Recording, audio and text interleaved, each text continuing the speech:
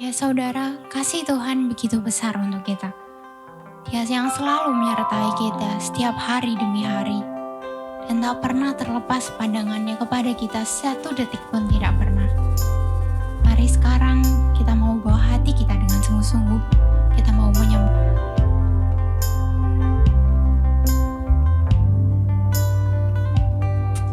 The sun comes up, it's a new day dawning. It's time to sing your song again. Whatever may pass and whatever lies before me, let me be singing when the evening comes. Bless the Lord, oh my soul, worship His holy name. Sing like never before, oh my soul, I worship Your holy name.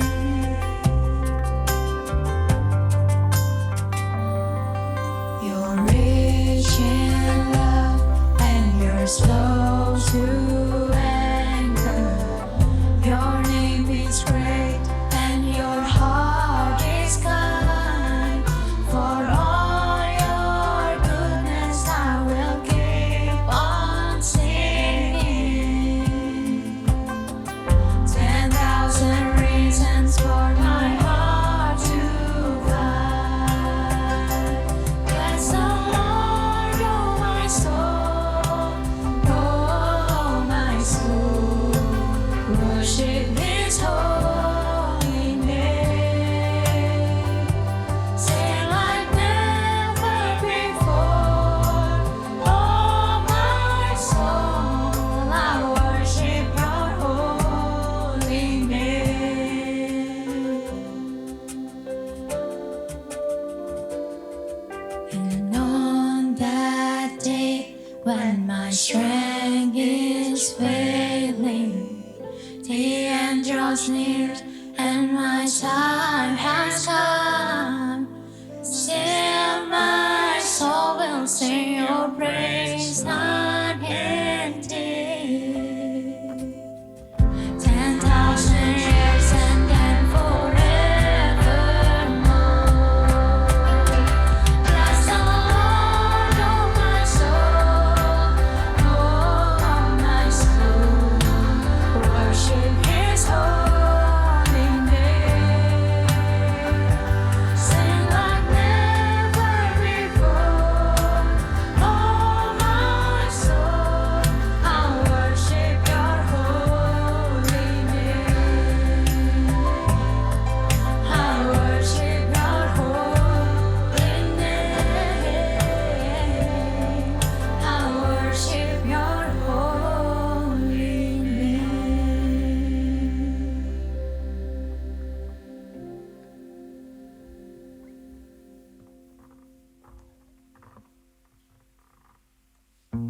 Ya saudara, dengan semangat yang lebih tinggi lagi, mari kita mau pujikan untuk Tuhan kita karena kasih-Nya yang begitu besar yang telah menyelamatkan kita dari dosa. Mari sekarang kita mau naikkan syukur dan puji Dia, Tuhan kita. Kasih yang begitu besar, lebih kuat dari dosa. Kasih yang menemukanku, selamatkan dan pulihkanku. Ku naikkan syukurku, ku tak akan berhenti memuji, meninggikan nama-Mu selalu, menari, memuliakan-Mu. Dibebaskan, dibangkitkan, hidup yang Kau beri, dan kini hanya untuk-Mu.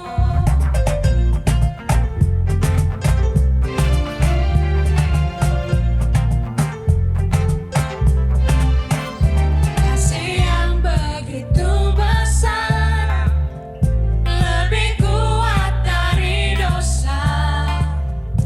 Kasih yang menemukanku, selamatkan dan pulihkanku. Ku naikkan syukurku, ku tak akan berhenti memuji, meninggikan nama-Mu selalu, menari, memuliakan-Mu. Dibebaskan, dibangkitkan, hidup yang Kau beri, dan ini hanya untuk-Mu.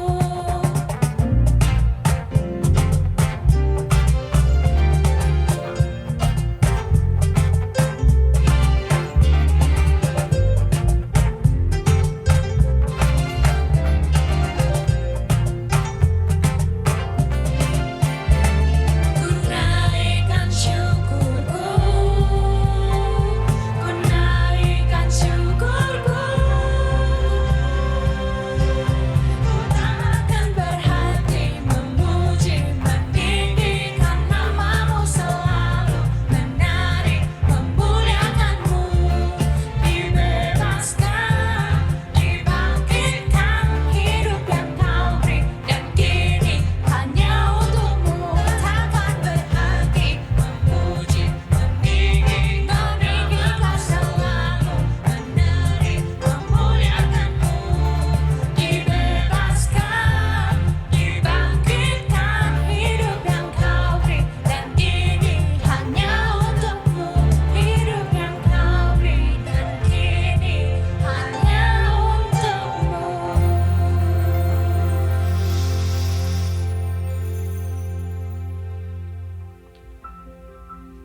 Ya saudara, sadar nggak sadar? Dalam setiap hari kita ini, kalau begitu banyak masalah, bahkan sampai kadang membuat kita capek, lelah. Tapi satu hal yang tetap pasti yaitu saudara, bahwa Tuhan selalu menyertai kita dalam situasi dan kondisi apapun, bagaimanapun dan kapanpun. Mari sekarang kita mau bawa hati kita mau menyembah Dia sebelum kita menaikkan beberapa pokok doa.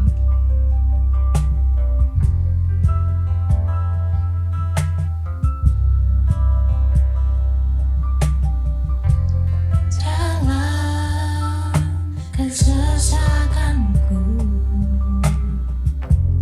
Kau beri kedamaian-Mu.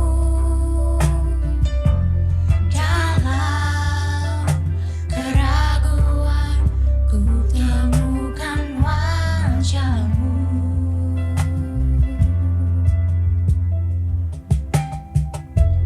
Karena pengorbanan-Mu, Kau jadikanku baru. Sungguh ku terkagum amanku di dalam-Mu, Yesus. Kau membuatku sesuai rencana-Mu. Kau memegang setiap musim hidupku.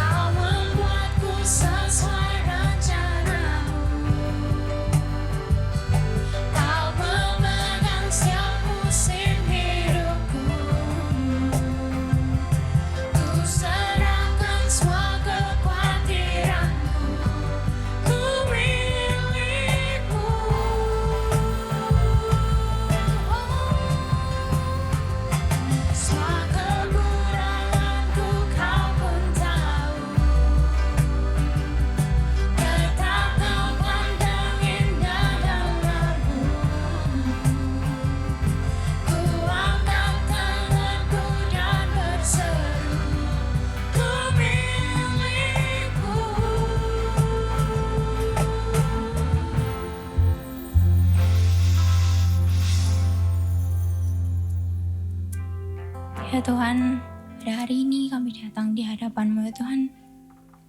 Kami ingin menyerahkan ya Tuhan apa yang ada dalam hati kami ya Tuhan. Kami ingin berdoa ya Tuhan, terutama untuk negara ini. Tuhan, kiranya Engkau yang sertai setiap orang yang bekerja di bidang pemerintahan.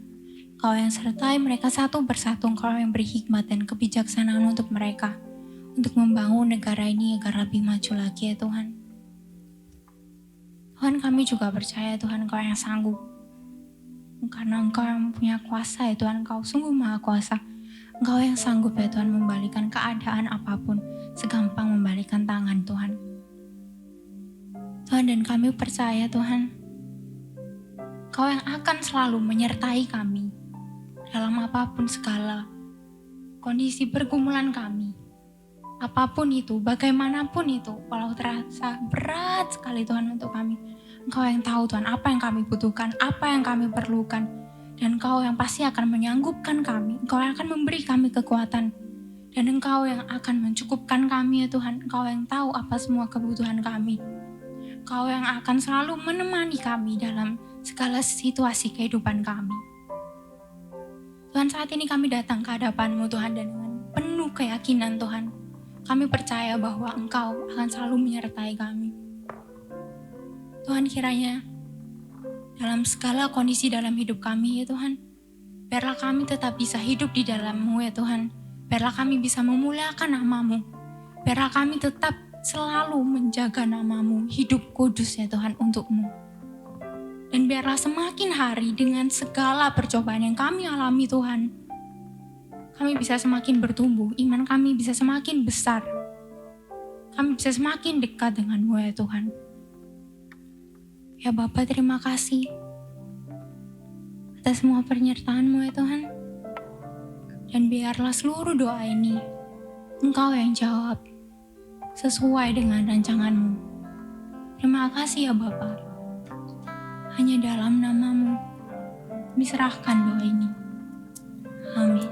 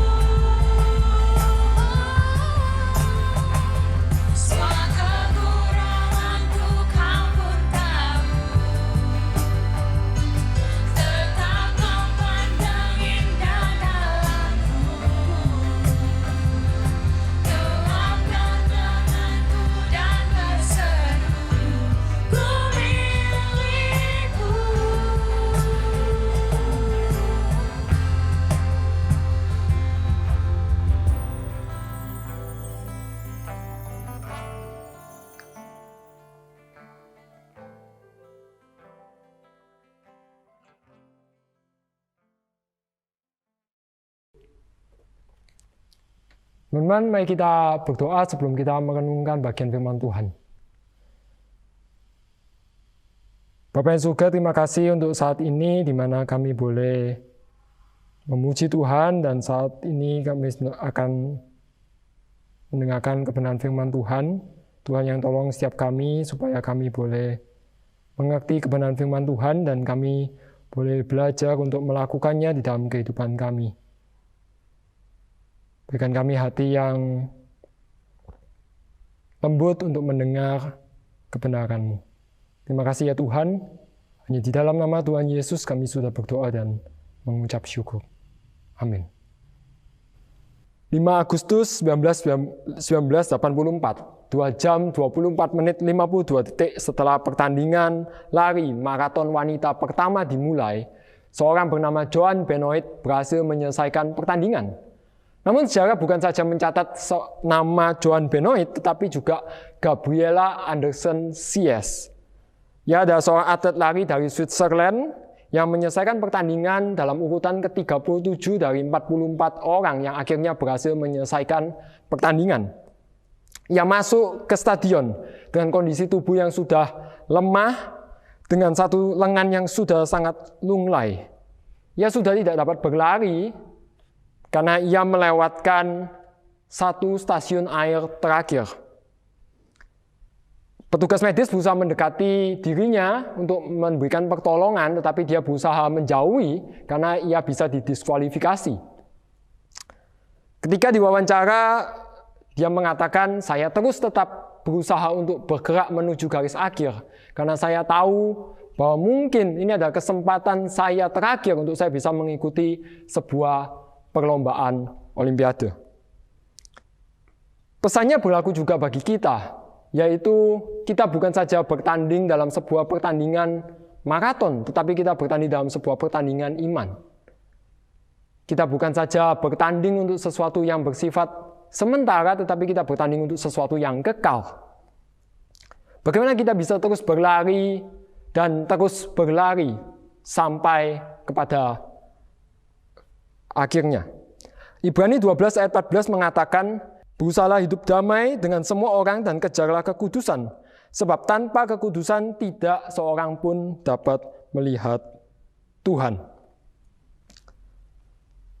Kita semua ingin melihat Tuhan. Kita semua ingin mengalami Tuhan di dalam kehidupan kita, sekarang maupun ketika Ia datang kedua kalinya. Hanya pengikut Kristus yang sejatilah yang mengejar kekudusan. Dan apa ciri dari seorang yang mengejar kekudusan? Teman-teman, buat kita yang sedang kuliah, kita yang sedang belajar di rumah, kita mungkin pernah masuk ke satu kelas, kemudian kita sudah berniat untuk belajar, tapi karena jaringan, karena suara guru yang tidak jelas, karena hal-hal yang lain, akhirnya kita tidak bisa menangkap pelajaran dengan baik. Atau kita sudah belajar dengan mati-matian, tetapi hasilnya biasa-biasa saja, bahkan mungkin tetap jelek. Atau mungkin kita yang kerja, kita sudah mempersiapkan diri dengan sebaik-baiknya, kita sudah mengerjakan sesuatu dengan maksimal menurut kita, tetapi yang menjadi supervisor, yang menjadi bos kita, justru menanggapi dengan cacian, dengan sebuah kritikan, dan mungkin kita merasa kecewa, kita merasa sia-sia. Kita merasa kita sudah mengerjakan ini dengan maksimal, tetapi justru tidak ada pujian, mungkin tidak ada sesuatu yang kita harapkan. Setidaknya ucapan terima kasih.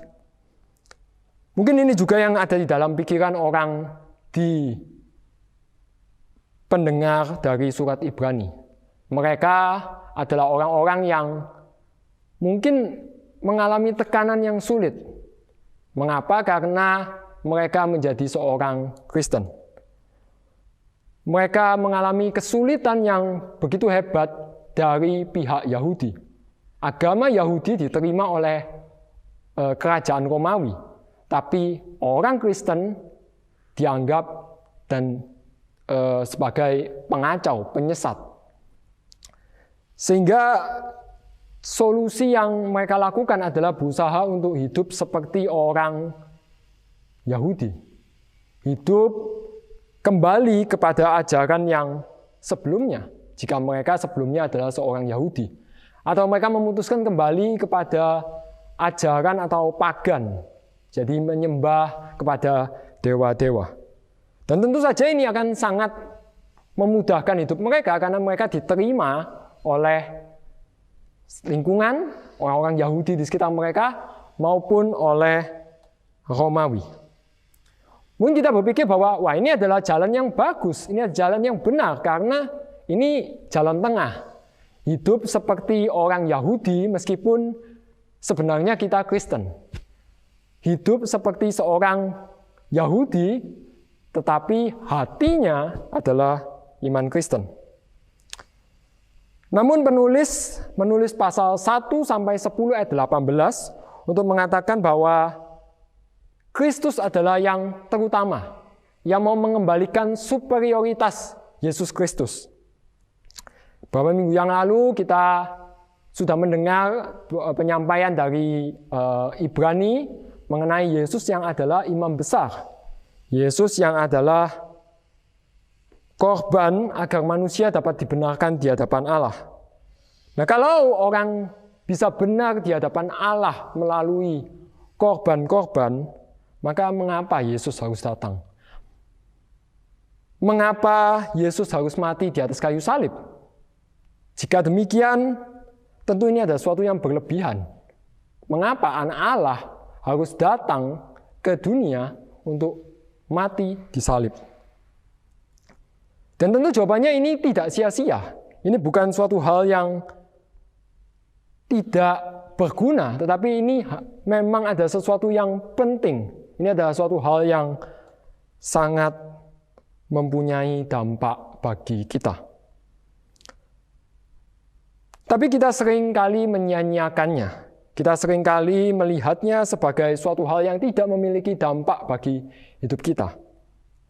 Kata sia-sia memang nggak terlihat langsung dari kata yang kita baca barusan, ayat 14, maupun di ayat 15 dan seterusnya.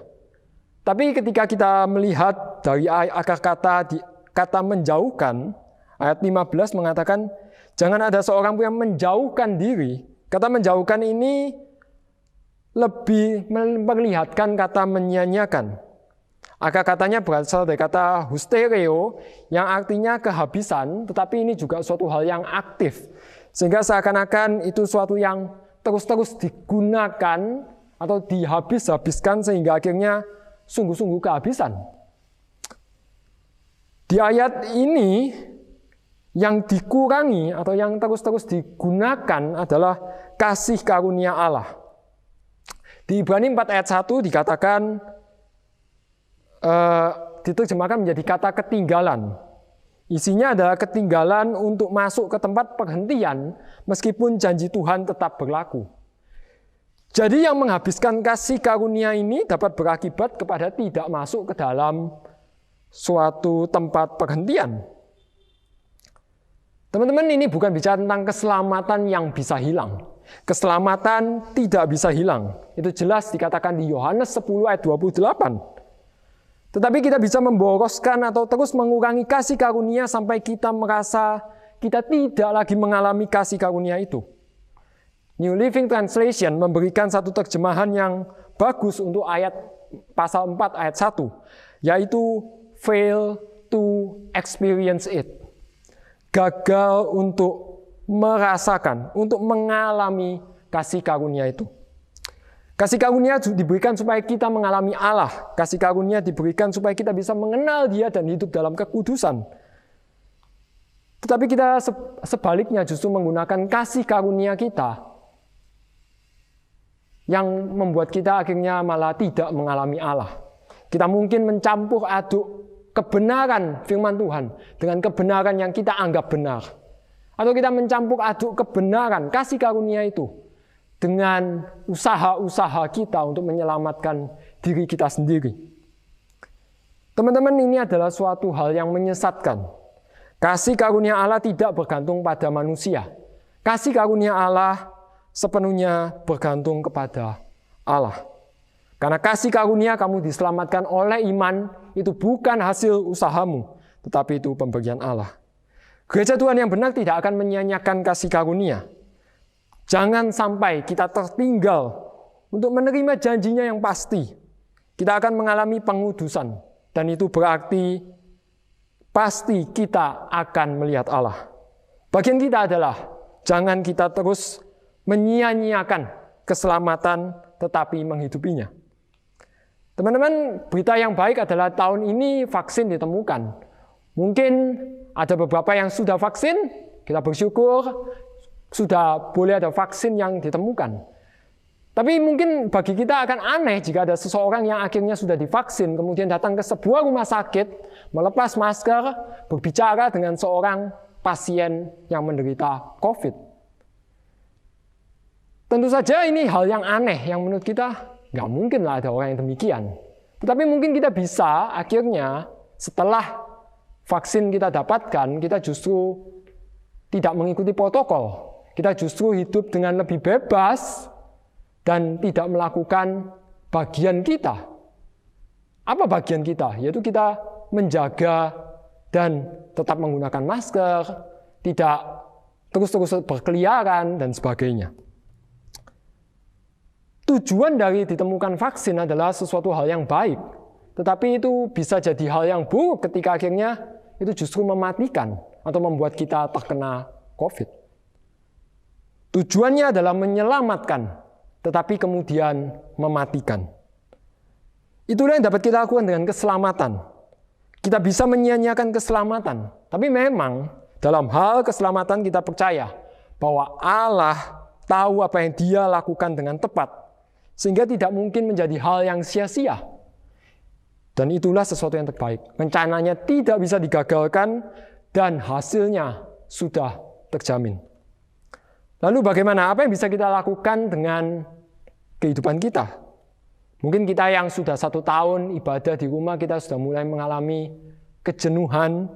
Mengapa harus ibadah online? Mungkin ada yang pikir bahwa daripada ibadah sendiri, mending aku kerja tugas, mending aku istirahat, mending aku melakukan hal yang lain. Teman-teman, aku ngomong ini bukan berarti aku nggak bergumul. Aku juga bergumul dengan ibadah online. Tetapi Ibrani sekali lagi mengingatkan bahwa janganlah kita menjauhkan diri dari pertemuan-pertemuan ibadah, tetapi semakin giat melakukannya. Ibadah adalah undangan Allah kepada kita. Ibadah adalah satu kesempatan yang Tuhan berikan. Tidak semua orang punya kesempatan untuk beribadah, termasuk hari ini ibadah online. Mungkin kita merasa aku punya jaringan internet, aku punya gadget, aku punya laptop. Teman-teman, tapi kita tidak mempergunakannya. Kita justru merasa itu semua kesanggupan kita. Tapi sungguhnya itu adalah pemberian Allah. Ibadah adalah tujukan untuk kita bisa mengalami Allah. Ibadah ditujukan untuk kita bisa bertemu dengan Allah. Ini bukan ibadah yang berbicara tentang harus jam berapa. Ini bukan bicara tentang apakah harus pakai baju yang rapi dan sebagainya. Bukan tentang offline dan online, tetapi ini terutama tentang hati. Hati yang terus mau mengejar kekudusan, mengejar arah. Yang diberikan supaya kita dapat melihat Allah dengan tidak menyia-nyiakan pemberiannya. Apa ciri lagi dari seorang yang mengejar kekudusan? Teman-teman, salah satu komunitas di mana saya bertumbuh adalah komunitas yang punya tagar jangan jalan sendirian. Tentu saja ini adalah sebuah tagar yang jarang kita dengar atau mungkin sering kita dengar. Sampai kita tidak lagi mengerti apa artinya itu jalan sendirian. Mungkin ada di antara kita yang sudah punya pasangan, kita menjalani hari-hari bukan sendirian tetapi berdua. Dan mungkin ada di antara kita yang akhirnya menjalani waktu itu sendirian dan kita rindu menemukan seseorang yang kepadanya kita bisa berjalan bersama. Setidaknya inilah bukti kecil begitu ya, bahwa kita ini membutuhkan orang lain. Manusia tidak bisa sendirian. Ini juga yang disebut di ayat 14 yang berkaitan dengan damai. Damai dengan semua orang. Semua orang bukan berarti setiap orang, tetapi semua orang di dalam satu tubuh. Kita dipersatukan di dalam Yesus Kristus menjadi satu tubuh. Sehingga setiap keputusan orang-orang yang percaya, terutama misal di Ibrani ini, yang dituliskan kepada orang-orang di Ibrani adalah suatu keputusan yang seharusnya tidak dipikirkan sendirian, tapi ada sebuah keputusan yang berdampak kepada orang-orang yang lain. Itulah bentuk kehidupan komunitas. Mereka tidak seharusnya memilih kenyamanan dengan meniru kehidupan Yahudi. Mungkin itu akan memudahkan hidup mereka, hidup salah satu orang, tetapi tidak dengan yang lain. Pentingnya pengejaran kekudusan juga terlihat semakin jelas di ayat 15, yaitu berkaitan dengan akar yang pahit. Pertumbuhan akar yang pahit dapat mencemari orang lain. Pasal 10 ayat 19 sampai selesai menyatakan tentang pentingnya terus bertahan di dalam iman, terus berlari, terus tekun berjuang di dalam iman. Mungkin di antara mereka sudah ada yang mulai meninggalkan gereja. Seorang penafsir mengatakan ada beberapa orang-orang yang sudah tidak lagi beribadah karena tekanan yang begitu sulit. Sehingga perintah ini, bicara tentang akar yang pahit ini, tentu sangat penting. Akar yang pahit dapat dikaitkan dengan kepahitan karena perbuatan orang lain dan trauma masa lalu. Hal ini mungkin bisa menjadi sesuatu yang dimaksudkan di sini. Tapi merujuk kepada Ulangan 29 ayat 18, yang disebut dengan akar yang menghasilkan racun adalah orang-orang yang hatinya akhirnya berpaling dan meninggalkan Tuhan dan berbakti kepada Allah bangsa lain. Mereka tetap mengatakan, aku akan selamat meskipun aku tetap berlaku degil. Bukan malah berbalik kepada Allah dari kedegilannya, tetapi kukuh dalam dosanya. Seakan-akan penulis mengatakan bahwa jangan sampai ada orang yang demikian. Karena orang yang demikian dapat mencemari yang lain. Cemar adalah lawan dari kekudusan. Sehingga orang yang mengejar kekudusan akan mencegah sesuatu yang mencemari itu. Paulus kepada pesannya kepada jemaat di Korintus mengatakan, jangan kamu sesat, pergaulan yang buruk merusakkan kebiasaan yang baik. Paulus sadar bahwa pergaulan buruk dapat merusak moral yang baik. Beberapa penafsir mengatakan bahwa akar yang pahit ini bukan terjadi secara langsung. Orang yang demikian bukan secara langsung dia mengambil keputusan untuk berbuat demikian atau memilih secara rasional. Tetapi dimulai dengan mengizinkan, mengabaikan teguran, perlahan-lahan hingga akhirnya itu mengakar kuat di dalam hatinya. Akar pahit ini dapat dimulai dari konflik dalam komunitas ataupun pengajaran yang menyimpang yang ada di dalam. Tetapi juga penderitaan, tekanan dari luar yang terus menghimpit. Tidak heran jika penulis Ibrani juga pembacanya mengajak semua orang yang hidup di dalam komunitas untuk mengejar kekudusan dan kedamaian dengan semua orang. Sehingga akar yang pahit itu bisa dicegah dan tidak mencemari iman, kasih, dan pengharapan dari jemaat yang lain. Teman-teman, ada banyak hal di dunia ini yang bisa menular. Selain penyakit, menguap adalah sesuatu hal yang menular. Sebuah riset yang berjudul A Neural Basis for Contagious Yawning menyatakan bahwa kemampuan kita mencegah diri kita untuk tidak menguap ketika orang lain menguap itu terbatas. Dan dorongan untuk menguap itu akan semakin besar ketika kita berusaha untuk tidak menguap.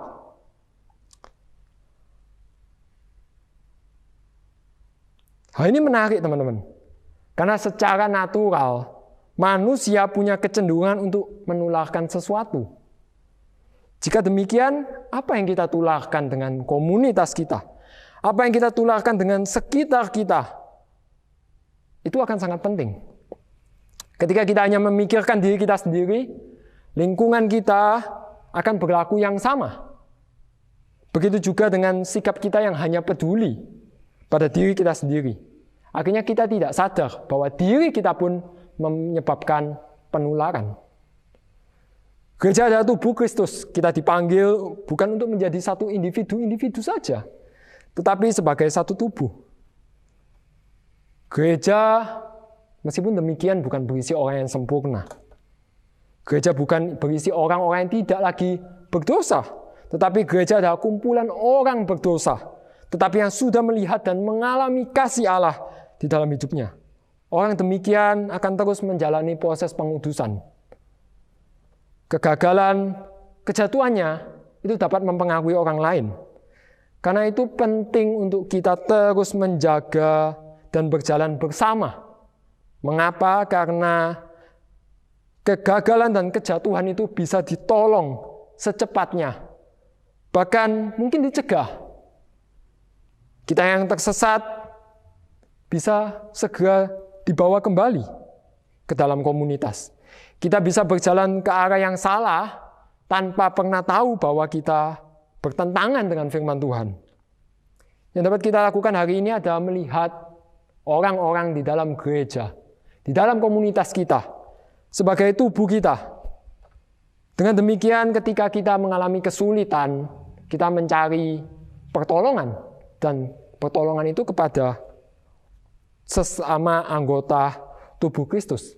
Dan masing-masing kita sebagai anggota tubuh Kristus juga memiliki kerinduan untuk memberikan pertolongan yang sama.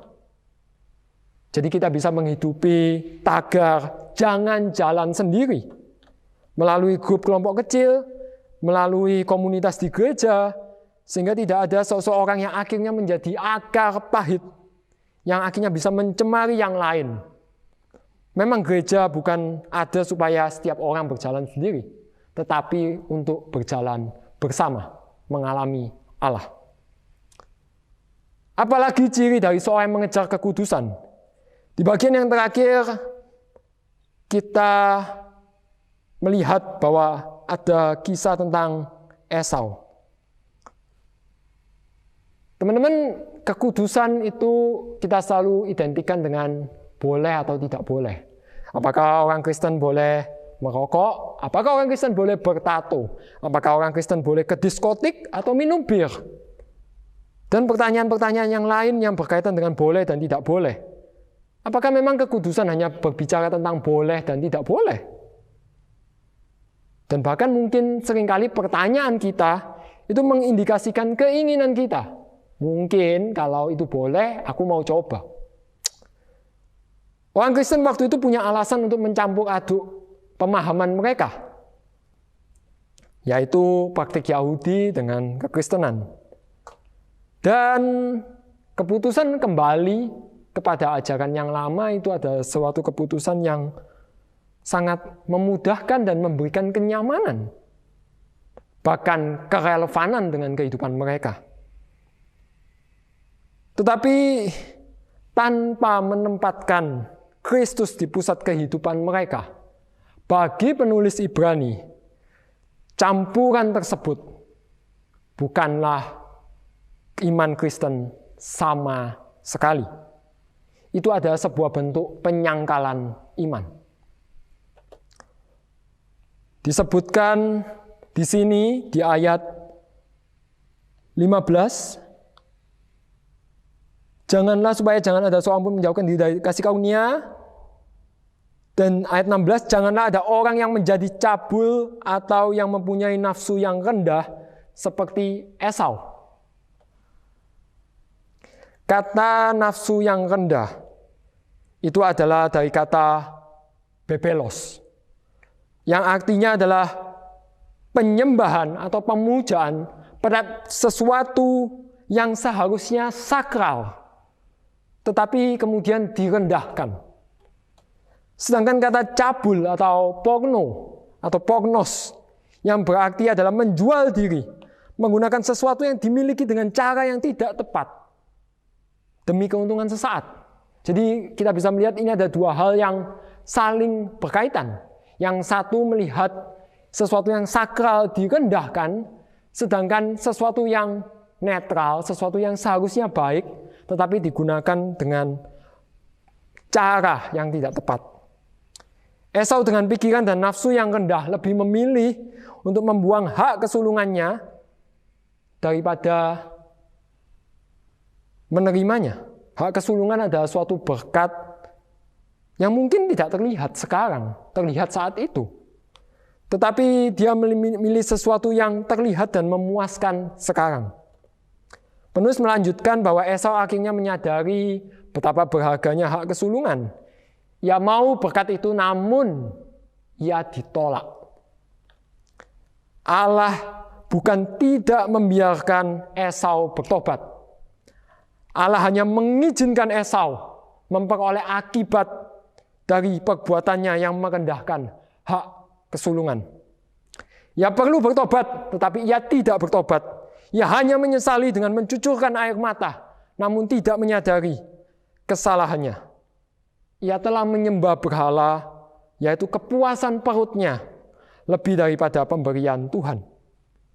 Paulus mengatakan di 1 Korintus 6 ayat 9-10 bahwa orang cabul, penyembah berhala, tidak masuk dalam kerajaan Allah. Paulus menegur mereka yang mengatakan sudah memberi diri disucikan, seharusnya tidak mengikuti hawa nafsunya. Orang yang demikian secara sengaja tidak menyadari kesalahannya. Duka cita yang benar seharusnya menghasilkan pertobatan dan membawa keselamatan. Itu yang dikatakan 2 Korintus 7 ayat 10. Maka dari itu kita dipanggil untuk mematikan dalam diri kita segala sesuatu yang duniawi dan mempersembahkan hidup kita sebagai persembahan yang hidup, yang kudus, dan yang berkenan kepada Allah. Hidup kita telah dimerdekakan dari dosa. Dosa tidak lagi berkuasa atas hidup kita. Maka dari itu anggota tubuh kita serahkan menjadi hamba Allah dan melakukan kebenaran. Yesus adalah teladan sempurna dari ini. Ia adalah Allah, tapi ia datang sebagai manusia yang merendahkan diri sampai mati di atas kayu salib. Ia menjadi manusia seutuhnya, dicobai, namun tidak berbuat dosa. Ia menjalani kehidupan sebagai utusan Allah yang melakukan apa yang menjadi kehendak Bapanya yang telah mengutusnya. Yesus mengatakan, makananku ialah melakukan kehendak Dia yang mengutus aku. Meskipun Ia adalah Allah yang mengosongkan dirinya dan taat sampai mati. Ia bergumul di Taman Getsemani itu. Jika cawan ini boleh lalu, biarlah cawan ini lalu. Tetapi bukan kehendakku, melainkan kehendakmu. Maka dari itu Allah sangat meninggikan Dia dan mengaruniakan nama di atas segala nama. Sehingga semua lidah akan mengaku, Yesus adalah Tuhan, bagi kemuliaan Allah Bapa. Kehidupannya bahkan sampai kematian dan kebangkitannya menyatakan bahwa tanpa kehidupan yang mengendalikan, menundukkan kehendak kita tidak dapat melihat dan mengalami Allah. Teman-teman, menjalani kehidupan yang menundukkan hawa nafsu bukanlah hal yang mudah. Aku pribadi adalah orang yang juga bergumul dengan hal ini. Dan mungkin setiap kita yang mendengar saat ini. Aku adalah seorang yang mungkin Kristen dari sejak semula. Namun, itu nggak menjamin. Ketika umur 4 SD, itu ada momen pertobatan pertama. Tapi perjalanan itu baru saja dimulai. Ya, pertobatan seorang anak kelas 4 SD mungkin bukanlah suatu hal yang wah. Tapi justru di umur itulah pergumulan itu justru muncul. Dan setelah 7 tahun, aku menyadari betapa aku bisa hidup sebagai orang yang menyembah berhala, mencampur aduk kekristenan dengan kehidupan yang merusak. Mungkin aku bisa melayani dan tampak rohani, dan bahkan tidak ada orang yang tahu. Namun ketika mengingat perjalanan kehidupan ini, firman Tuhan ini sungguh benar. Kekudusan bukanlah sebuah opsi, karena hanya dengan kekudusan kita dapat melihat Allah. Kita dapat melihat Tuhan. Aku nggak tahu apa yang Tuhan kerjakan di dalam 7 tahun itu. Aku percaya Tuhan melakukan banyak hal. Tetapi yang aku tahu sejak hari itu, dosa yang bersembunyi itu terus berusaha membuat aku menutupi diriku dengan berbagai hal. Dan menjadi terbuka adalah proses pemulihan. Menjadi terbuka adalah awal dari pemulihan. Aku semakin melihat tangan Allah yang menopang hidupku. Dan bahkan panggilanku hari ini. Tuhan sedang mengerjakan sesuatu dalam hidupku dan hidup kalian. Kehendak Allah adalah supaya kita tidak hidup bagi diri kita sendiri, tetapi bagi Dia yang telah memberikan nyawanya untuk kita. Kiranya kehendak Allah ini juga menjadi kerinduan kita, sehingga akhirnya kita bisa melihat Allah yang besar, mengalami Dia yang sudah menopang kehidupan kita, termasuk di dalam mengejar kekudusan. Teman-teman, kekudusan bukan hanya tentang boleh dan tidak boleh, tentu saja. Ini tentang mengendalikan apa yang kita inginkan. Seringkali itu bukan sesuatu hal yang buruk, itu bukan sesuatu hal yang merusak, itu bukan sesuatu yang dosa. Tetapi seringkali kita membiarkan diri kita ini mengingini banyak hal. Keinginan kita bisa karena kekerasan hati kita. Keinginan kita bisa karena kita tidak percaya kepada Dia. Keinginan kita bisa karena pemberontakan kita kepada firman-Nya. Dan bisa jadi karena ketidakpercayaan dan keraguan kita. Tidak ada solusi yang lebih baik daripada memiliki waktu untuk merenungkan firman Tuhan. Firman-Nya hidup dan akan menolong kita membedakan pertimbangan dan pikiran hati kita. Apa yang menjadi keinginan kita, kita uji di dalam kebenaran firman Tuhan. Mengejar kekudusan nyata dimulai daripada menundukkan keinginan di bawah kebenaran firman Tuhan dan berserah kepada Roh Kudus. Teman-teman, kekudusan itu bukan opsional. Tanpa kekudusan kita tidak dapat melihat Allah. Tanpa mengejar kekudusan kita akan hidup dengan menyia-nyiakan keselamatan. Tanpa mengejar kekudusan kita hanya akan berfokus kepada diri kita sendiri. Sedangkan kita dipanggil sebagai sebuah komunitas, sebagai satu tubuh. Dan semuanya itu akan berujung kepada kita terus menuruti hawa nafsu kita, keinginan-keinginan kita, daripada kita menundukkannya. Maka respon kepada kebenaran ini tidak lain dan tidak bukan adalah kejarlah kekudusan itu jika kita ingin mengalami Tuhan, jika kita ingin melihat Tuhan. Kekudusan bukan berbicara tentang kehidupan tanpa dosa.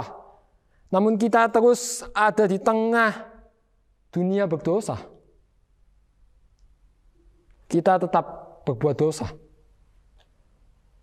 Namun kabar baiknya adalah Allah itu setia dan adil. Sehingga kasih karunia-Nya yang besar menerima dan mengampuni kita ketika kita mengaku dosa kita. Yesus Kristus telah menjamin bahwa tidak ada seorang pun yang telah diserahkan Bapa kepadanya yang pada akhirnya tidak dapat melihat Allah. Dan Roh Kudus yang tinggal di dalam hati kita akan terus-menerus mengerjakan pengudusan melalui kebenaran firman Tuhan yang kita baca, yang kita dengar, dan kita lakukan dalam hidup kita. Kejarlah kekudusan dan alamilah Tuhan. Amin. Mari kita berdoa. Bapa yang di surga, terima kasih ketika kami boleh mendengarkan kebenaran firman Tuhan. Kau mengingatkan setiap kami bahwa tanpa kekudusan tidak ada seorang pun dapat melihat Tuhan. Tuhan, tolong setiap kami di dalam perjalanan kami mengikut Engkau. Kami rindu mengalami Engkau di dalam kehidupan kami. Sehingga tolong kami untuk terus boleh mengejar kekudusan itu hari lepas hari. Roh Kudus yang kiranya terus memampukan kami untuk kami boleh berjalan mengejar kekudusan itu bukan seorang diri, tetapi bersama-sama dengan tubuh Kristus. Dengan gereja, dengan komunitas yang Tuhan tempatkan di sekitar kami. Terima kasih ya Tuhan.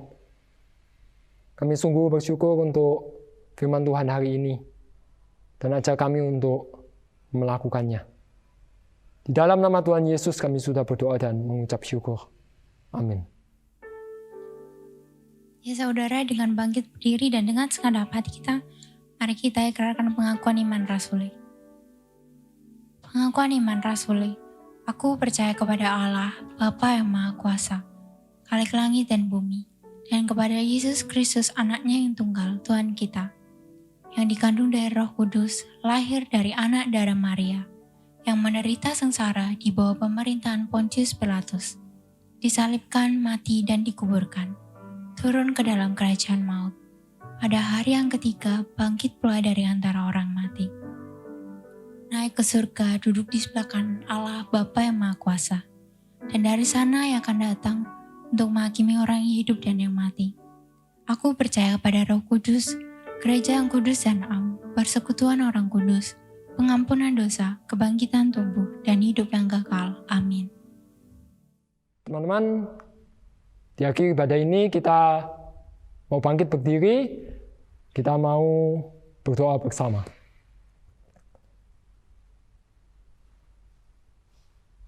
Bapak yang surga, terima kasih untuk saat ini di mana kami boleh beribadah kepada Engkau.